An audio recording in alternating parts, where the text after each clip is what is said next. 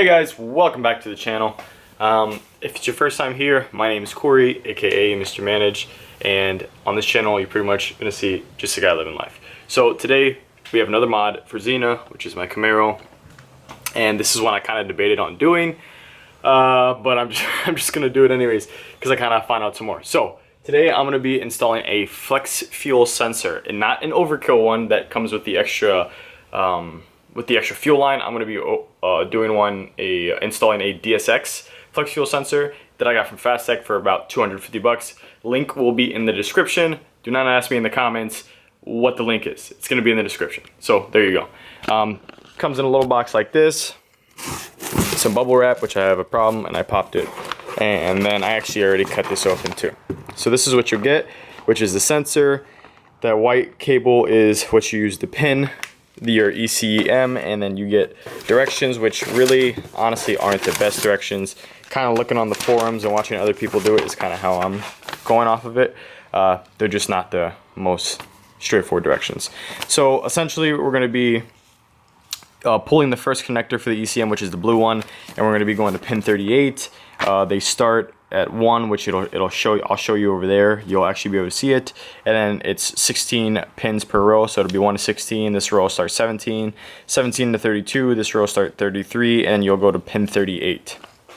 So we will have to essentially push out the plastic stopper that's in there. It's going to be this guy. If you have an oil catch can like I do, some people say move it so it's easier. I think I'm just going to pull this line, and that should leave that pretty wide open there. Worst comes to worst, we can just loosen this up and get that out of the way to make it a lot easier. But you're going to take off your engine cover, which I already did. You're going to pull that. You're going to have to cut the zip tie, which I kind of already got another one ready.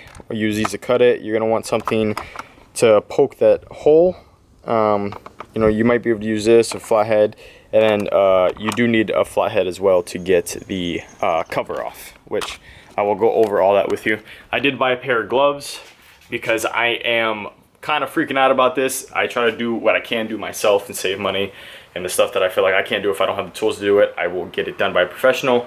I've kind of had some people tell me be careful with this. You know, you could have some type of static shock or something like that, and you could screw up your whole ECM, which could be thousands to replace the ECM. So I'm freaking out a little bit about that, but I'm going to do it myself. That's part of owning the car, being part of the car community and doing your own stuff, is you live and you learn. So I did buy gloves to limit that, so I'm not like producing any static shock, and with rubber, obviously it's a good insulator. It's going to try and stop that. So I'm going to use gloves when I'm messing with that. So I'm going to go over how this is installed, and being that this is a FlexFuel sensor, it's going to allow me, when I get tuned September 1st, to do a flex tune, which I could put whatever I want in the car, from 93 octane to 100%, you know, E85. If you don't know what E85 is, it's ethanol at 85% concentration. So hence E85. When you get E85, not all the time it will be 85%. Some places it'll be 79%, you know, something like that. So it's not always going to be perfect. But from my understanding, when I send this to my tuner, he has to tune it on 93, so my gas tank has to be pretty much empty. Then I have to provide the E85, then he'll fill it with E85 little by little, see what the percentage is. Assuming the sensor's installed right, he'll activate it first, and then he'll start putting the ethanol in after he gets the 93 tuned, and then he will continue adding it and tuning it and adding it and adjusting and adjusting. That way, you can put whatever you want in it at one point, and there will already be a tune there. So that's the benefit of a FlexFuel sensor and a FlexFuel tune, is you can put what you want. So my biggest thing with getting that was, I live in Wisconsin, so I store my car. And if you know anything about E85, you don't store a car on E85. E85 naturally is going to attract moisture, water, which isn't good for the engine. So my thing was, I was going to have two separate tunes. There would have to be E85 or 93 octane. If you were going to do that, if I had 93 octane, I'd have to run it all the way down to the end, put in E85, and flash that other tune. I didn't want to deal with that. I was like, that's way too much. I don't want to risk not getting far enough down with the 93 octane and having, you know, a mix of both and screwing on my engine with the tune. So I figured if I go with the FlexFuel, it'd be simple because I'd have the tune. I can run E85 full time if I want, and before I start my car, I could just fill it up, you know, twice with 93 to get the E85 out, and I'll have a tune there to go. So this is the way I decided to go. There's pros and cons of E85. E85 is cheaper, but you will get less mileage. You'll get more power, but you will get less mileage. I don't know what the exact numbers are. I don't know if it uses like 30% more fuel or something like that. It does burn cleaner, does burn cooler, and it is cheaper, but you will get less miles. So essentially it'll kind of add up to being the same if you you know, fill up your tank with that and spend 35 bucks, for example, and fill up your tank with 93 and spend 45, because you'll get more mileage on the 93. So that's one thing. People use it for, you know, direct, it's good for like forced induction, so turbochargers, superchargers, it gives, it's going to benefit a lot more in those situations versus naturally aspirated. It will benefit way more on the boosted side, but you'll still get a little more power out of it if you're naturally aspirated. I think it's a great bang from your buck from the research I'm doing, and obviously you'll find out. So my goal with everything I have done in E85 is to get at least 300 wheel horsepower from a naturally aspirated V6 Camaro. Also, if you have a 2010 or 2011 V6 Camaro, those are LLTs, you will still have, like, manifolds, for example. We don't have manifolds. So 2012 and up to 2015, that's the 5th gen era. We have the LFX engine, which doesn't have exhaust manifolds, which you guys are probably like, why are you talking about exhaust manifolds? But that's just, I'm letting you know how to identify like what engine you have. So if you have a 2010 or 2011, you cannot use a FlexFuel sensor from my understanding. That's what it says on FastX anyways, for this, because it was not meant to be FlexFuel enabled. Now the 2012 through the 2015 Camaro V6 can be FlexFuel enabled.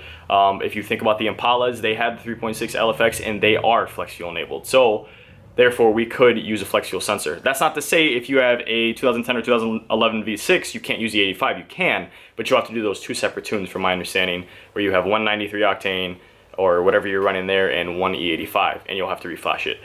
So 2012, 2015, you can be FlexFuel enabled. So without delaying the video anymore, if you have any questions, drop them in the comments. I'm just trying to be as clear as I can about this. This is gonna be tough to record. I'm gonna see if I can have somebody help me record it, but we're gonna go through this as simple as we can. I'm gonna do my best, and hopefully September 1st, it's worth it, and the tuner doesn't say that I messed something up. So let's get right to it, guys.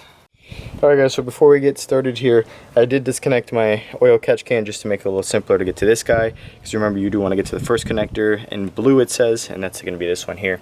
You're going to want to take this guy off, because that's going to get in the way of your fuel line. You're going to have two push pop-up pins here, which I already pulled out, and this should pretty much come straight out, and we'll just set that to the side. Alright, so when you're looking at here, the first thing it says to do is, with the car off and in a well-ventilated area, it uses supplies fuel line disconnect tool, which is this gray guy, to unhook the fuel line from the fuel rail. So if you guys don't know where the fuel line is, a good way to find it, it's going to be on the left side here. This is a 2012 V6. You're going to see this yellow tag that has the gasoline and fuel sign. This is your fuel line right here. So this is going to be your fuel rail up here. It goes all the way back here into this, and then that's obviously your fuel rail goes down the line this way, and that's how you get fuel into there. So there's a safety clip. If you see this guy right here, that's a safety clip you're going to want to take off. And you pretty much just kind of, you can rotate it this way, and you're going to push one of these pins to get it off of around, which is a little tough to do, so I will come back to you guys when that's done. All right, so this is off. So pretty much this just kind of like these hooks hook in behind here, and then they just pop, this little round piece pops onto the line. So you're going to take this off, and I'm pretty sure you actually, I've seen people reuse it, but I think in this direction it says you don't use it. All right, so it was the second one. It says clip the FlexFuel kit female end onto the fuel rail and hook the factory fuel line onto the sensor. There will be an audible click, and a factory retainer clip will not be used. And I believe that this is the factory retainer clip. So just so you guys know, that's not going to be used. All right, so we got this out of the way, we got that off, and then we have that safety clip off. So now we're gonna go to removing that fuel line over there on the fuel rail, because that's what it said. You're gonna wanna use a towel or something like this, just because there will be fuel in the system. Also, I did let my car sit for an hour and a half after driving it, just to make sure that the pressure in the fuel lines was down. And it was really low, in other words. Okay guys, so the next thing it says is, or I'm sorry, we're still on the first one. It says to disconnect the tool and unhook the fuel line from the fuel rail. Some fuel will spill out. So again, I let my car sit to minimize how much fuel will come out, being that this is a high pressure system. Some fuel is gonna come out. This is why I say the directions aren't really too good. They don't tell you how to use this. So this piece right here is kind of loose, and it's gonna go around. So if you look, there's kind of a bigger end on here, and you're gonna wanna take this, bring it around the line, and kind of push forward, and that's gonna help disconnect it. So I don't know if you guys can see that, but there it's kind of is kind of around and you're gonna wanna push forward, which I'm not gonna be able to record, but you're gonna wanna push forward and kind of pull at the same time, and this fuel line will come off, and so will the fuel. So that's why I have a towel there to soak it up, because the last thing you want is fuel on a hot engine and you start a fire. All right guys, so that's disconnected. I'll pull it out here in a second, but I just wanna show you how this works. So, for example, there's that big circle I told you about over there, and this is gonna go behind it essentially. So that over there has 3 clips like this in it, like these metal clips, and this will go in and this way, and it'll pretty much free up those clips, so that way you can get that line kind of off the nipple, for example. So this is done. So fuel did come out. I did catch it with the rag, so then now that part of the fuel line is open, which we will connect this female end. Just so you know, if you don't ever know, for anything in general, female is the receiving end. Typically like this that has a hole in the male end. If you take this off, is something that goes in. So this says specifically to clip the female end onto the fuel rail and hook the factory line onto the sensor. So we're gonna put this where I took that off, and that piece is gonna go where this red tab is. So this is what it should look like. Also, if you have a strut tower brace like I do, it'd probably be easier if you take it off, but this guy is connected in, the female end is connected into here. You will hear an audible click, which I did, and this guy is connected in here.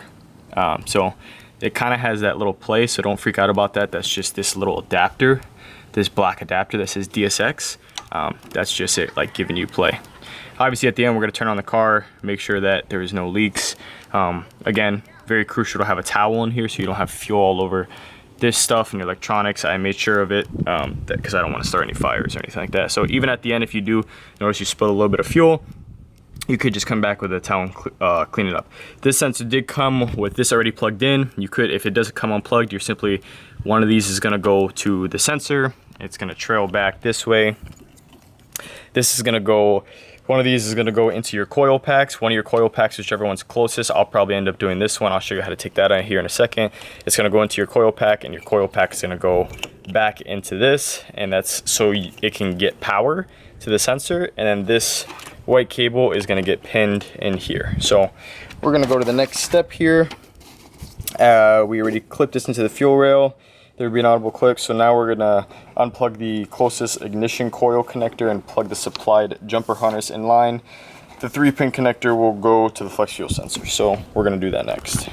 Alright guys, so that's plugged in. I decided to wire it under the fuel line. If you really want to make it look super pretty, you can maybe zip tie to some stuff, but the shroud's gonna pretty much cover this. I will be going underneath my oil catch can.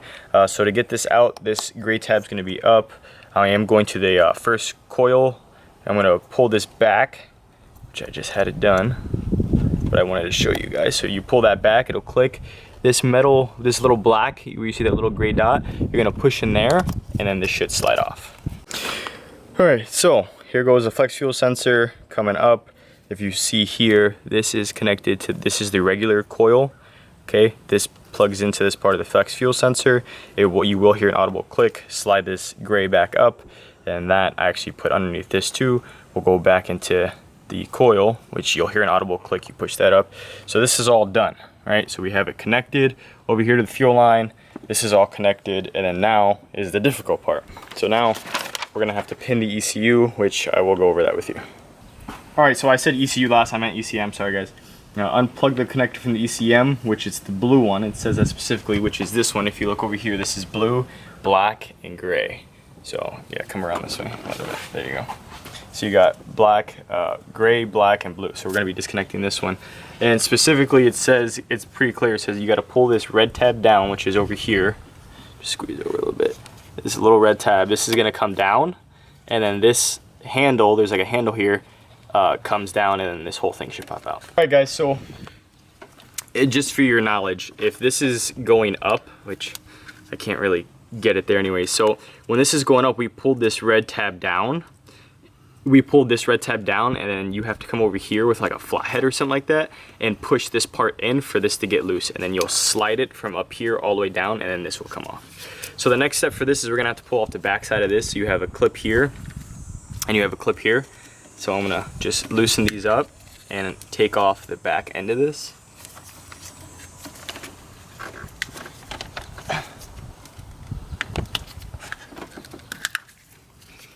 All right, so that's gonna come off like that. You see all that dust in there.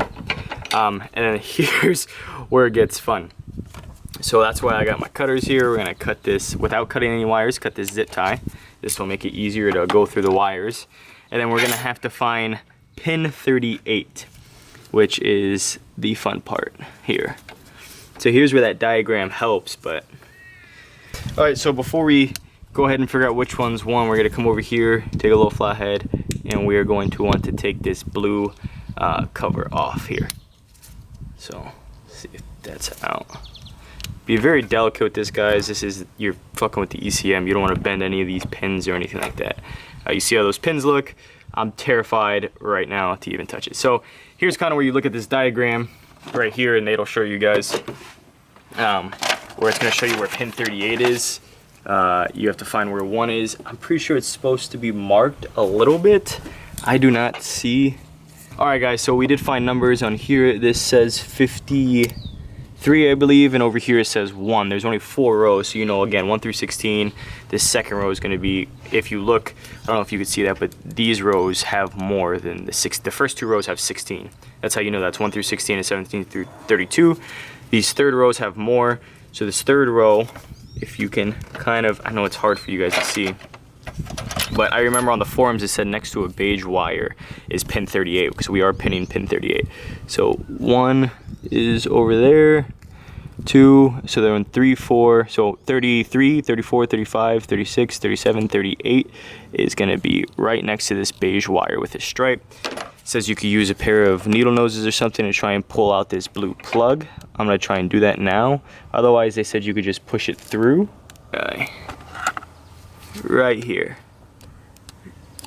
Which I don't think there's any way I'm going to be able to get that out. Yeah, you need like a pick tool or really thick pick or something like that to get this out. You see how it's pushed up over here though? See if I can finish getting this out.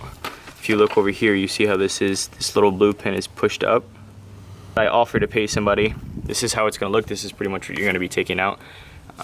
That's the plug that they were talking about.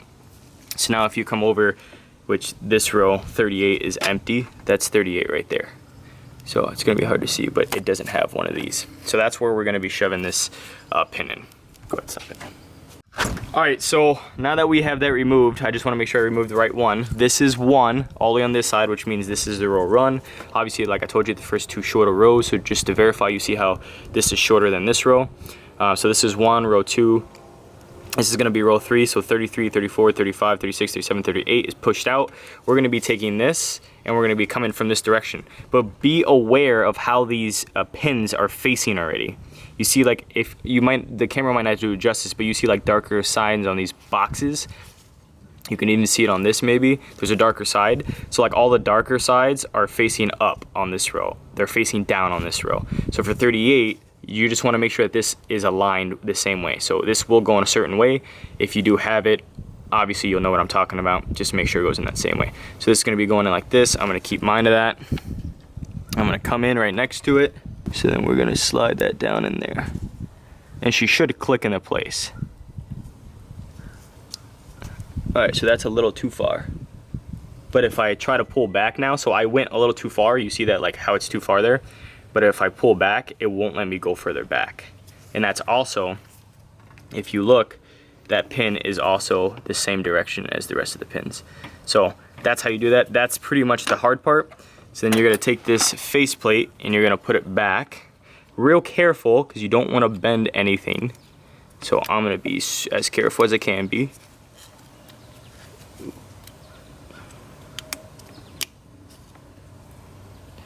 Make sure everything looks good in there. So again, you don't want anything bend. This guy is tight. You're going to take your trusty dusty zip tie. You're going to come in here and zip tie this end, because this is the zip tie we cut.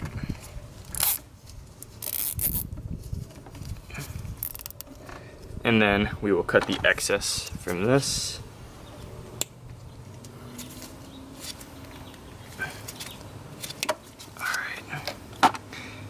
Alright guys, and then this part is going to come back on. These clips is where this side is going to go. So that will go back on. Just be careful not to pinch anything.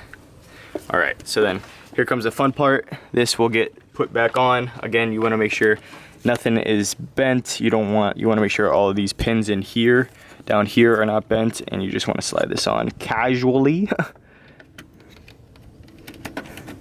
All right, so once you feel like this is further enough back, you're gonna slide this back up. And once it's all the way back up, you're gonna hear it click like you did. You're gonna push up this red pin again and make sure it's on there. So that's pretty much the install, guys. You can come back at me. That's pretty much the install. So you can kind of make this stuff look pretty. Come down here. If you want, I don't know how you, because there's extra wire, you can kind of zip tie it up. That's what I'm gonna do. I'll probably zip tie this to something like this, maybe. I don't know, zip tie it to here, make it look pretty, and then we're pretty much gonna go in reverse order. I'm gonna take this, put it back where it needs to be, put on my engine cover, turn on my car, make sure nothing's wrong, I don't get any check engine lights, and I'm gonna make sure I'm not leaking fuel. So we'll go to that next. All right, guys, so instead of zip ties, I just electrical taped it so it looks a little cleaner. Again, this is all gonna be covered, so I'm gonna take this, push it back, reconnect my oil catch can, you know, replace my engine shroud, and again, we're gonna turn on the vehicle, make sure we have no engine leaks, which I'll show you guys. No fuel leaks, and that the car actually starts and that there's nothing wrong with the ECM. So we'll show you that next. All right, so this is back on. As you can see, I put that back on. I left the engine cover off and that back piece off just so I can check the fuel rail. So I got my flashlight on my phone. I'm gonna come back here, make sure nothing's leaking. So just so you guys know, you can do this and not be tuned right away. You could run regular fuel right away with this. Sorry not to look at you, I shut off my flashlight. You could run regular fuel through this right away and just leave it there, which is what I'm doing for the next 3 weeks till I get it tuned. Once I get it tuned and they see that with that pin being in the ECM now, when the tuner looks at the ECM, he'll be able to see that there's something in there and he'll be able to enable the FlexFuel sensor. And once he enables it, then we can start tuning it for E85. But as of now, don't think that you can't put it in until you're ready to get tuned. You can put it in, run regular fuel through it. It's not going to do anything because that sensor's not activated. It's literally just another thing that the fuel is going through. It's not going to do anything. So that's pretty much going to be the end of this video, guys. I was pretty terrified to do this. It actually went smoother than I thought it was going to go, so I would definitely recommend doing it. Save yourself a couple $100, possibly somebody messing up your ECM themselves. I have trust issues with people from my experiences of my cars being, you know, joyrided and stuff like that, so I like to do things myself, and I like to help you guys do things yourself. I could not personally find a video on YouTube of this being done. I've seen a lot of people, a lot of V6s that have E85, but I can't find a video of them doing it themselves. I see Lethal Garage had one with the V8, but no one has one with the V6 that I know of. So this is for you guys who have the V6 and like to do things yourselves. This is as in-depth as I can get with how tedious things were. So as usual, just a guy living life. If it's your first time to the channel, hit that like button, hit the subscribe button, show me some support. We're almost at 300, which is a big deal. That's the goal for the end of the year. And if we hit 300, maybe we'll go up a little bit. Again, as usual, just a guy living life. Thank you so much for watching, and I'll see you guys for the next video. Bye. Alright guys, so just before I go as well, I'm going to show you what it looks like when everything's put back together. So you got the oil catch can. It's kind of hard to tell that it's got a FlexFuel sensor. You see the white cables here, but I don't think that's the end of the world. You wouldn't really know until you look all the way back here at the fuel rail, and you can see the FlexFuel sensor is actually back there. So anyways, last note. Sorry guys, bye. Fire spreading all around my room. My world's so bright, it's hard to breathe, but that's alright. Hush.